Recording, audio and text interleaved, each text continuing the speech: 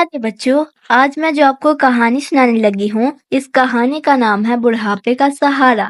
زمان اپنے ماں باپ کا اکلوتا اور لاڈلا بیٹا تھا۔ اس کے والدین اس کی ہر خواہش کو پوری کرنا اپنا فرض سمجھتے تھے۔ زمان کے والد کافی مالدار تھے۔ ان کا گھر چونکہ بڑا تھا اور زمان کا چچا غریب تھا، اس لیے زمان کے والد نے اپنے بھائی کو گھر کا کچھ حصہ رہنے کے لیے دے دیا تھا۔ ایک دن جب زمان اسکول سے گھر واپس آیا تو اسے پتہ چلا کہ اس کے امی ابو کا ایک حادثے میں انتقال ہو گیا ہے۔ زمان پر تو قیامت ٹوٹ پڑی۔ کچھ دن تو سوگ میں گزرے، پھر روزمرہ کا معمول شروع ہو گیا۔ اب اس کے چچا نے زمان کے گھر پر قبضہ کر لیا۔ اس کا رویہ زمان سے اچھا نہ تھا اور چچا اسے اپنے راستے کا پتھر سمجھتا تھا۔ آخرکار ایک دن اس نے زمان کو گھر سے نکال دیا۔ زمان نے بہت احتجاج کیا مگر کسی نے اس کی نہ سنی۔ اس بات کو آج 3 دن ہو گئے تھے۔ زمان بھوک سے نڈھال 3 دن سے سڑکوں پر مارا پھر رہا تھا۔ پاؤں میں چھالے پڑے ہوئے تھے۔ اسے اپنی بے بسی پر رونا آ گیا۔ وہ سڑکوں پر بھاگتا ہوا ایسے علاقے میں پہنچ گیا جہاں پر رہائشی بنگلے بنے ہوئے تھے اور وہ علاقہ نسبتاً سنسان تھا۔ زمان نے تیزی سے بھاگنا شروع کر دیا۔ وہ ایک گلی سے دوسری گلی تک بھاگتا رہا اور آخر ایک بنگلے کا گیٹ کھلا دیکھ کر اس میں گھس کر باغ میں چھپ گیا۔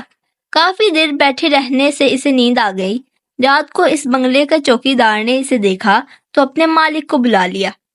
مالک نے آ کر دیکھا تو زمان بخار سے تپ رہا تھا، لہٰذا مالک نے چوکیدار کی مدد سے زمان کو اٹھایا اور گھر کے اندر لا کر پلنگ پر لٹا دیا۔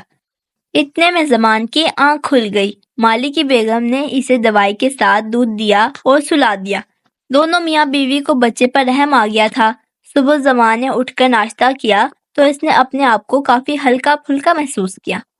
بیگم نذیر راٹھور نے پہلے تو اس کے حال احوال دریافت کیا، پھر اس سے ساری بات پوچھی کہ وہ یہاں کیسے آیا اور اس کے ماں باپ کہاں ہیں۔ زمان ذرا سے ہمدردی پا کر پگھل گیا اور انہیں سارا ماجرا کہہ سنایا۔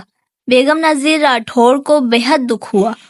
انہوں نے زمان کو اپنانے کا فیصلہ کر لیا کیونکہ وہ بے اولاد تھیں۔ غرض یہ کہ زمان ان کے گھر میں رہنے لگا۔ نذیر راٹھور اور ان کی بیگم زمان کو بالکل اپنا بیٹا سمجھنے لگے۔ ہسپتال میں تھا اور ایک مریض جس کے حادثہ میں دونوں ٹانگیں ضائع ہو چکی تھیں اس کی نبض دیکھ رہا تھا۔ مریض نے زمان کو پہچان لیا اور اس کا چہرہ اپنے قریب کر کے پوچھا، بیٹا مجھے پہچانا؟ میں تمہارا چچا۔ زمان نے یہ سنا تو اپنے منہ پھیر لیا۔ مریض نے زمان سے کہا کہ بیٹا مجھے معاف کر دو، مجھے اپنے کیے کی سزا مل گئی ہے۔ زمان نے چچا کی طرف دیکھا۔ اس کی آنکھوں میں بے چارگی دیکھ کر زمان نے انہیں معاف کر دیا۔ اتنے میں نذیر راٹھور نے آواز دی کہ زمان کہاں ہو تم؟ میں تمہیں ہسپتال میں تلاش کر رہی ہوں اور تم کہاں ہو؟ اچانک زمان کو ایک اجنبی کے سینے پر سر رکھے دیکھ کر چونکے۔ مریض کا چہرہ آنسوؤں سے تر تھا۔ زمان نے نذیر راٹھور کو ساری بات بتا دی۔ زمان کے چچا نے بتایا کہ اس کی اولاد اسے چھوڑ کر چلی گئی۔ وہ اور زمان کی چچی آج کل بڑی مشکل سے زندگی گزار رہے ہیں۔ زمان نے اپنے چچا سے کہا کہ آپ و چچی جان آج سے میرے ساتھ رہیں۔ آپ کا خون کا رشتہ ہے اور میں آپ کی خدمت کرنا چاہتا ہوں۔ نذیر راٹھور نے بھی اب زمان کی ہاں میں ہاں ملائی۔ اسی طرح زمان کو اس کا چچا اور چچی کو بڑھاپے کا سہارا مل گیا اور یوں سب ہنسی خوشی رہنے لگے۔